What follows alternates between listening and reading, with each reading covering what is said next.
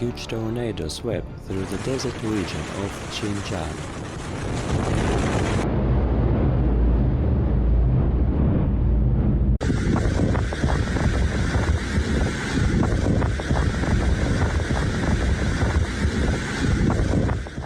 Strong winds caused a sandstorm that covered nearby cities.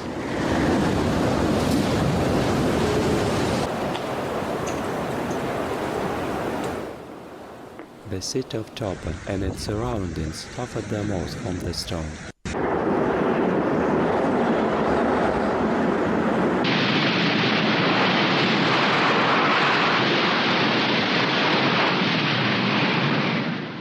In open areas, wind gusts reached 130 km per hour.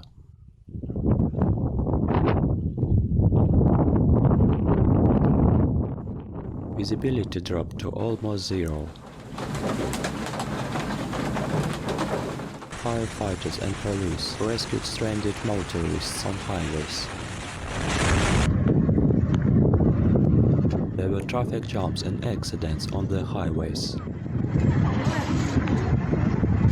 The sandy wind broke car windows.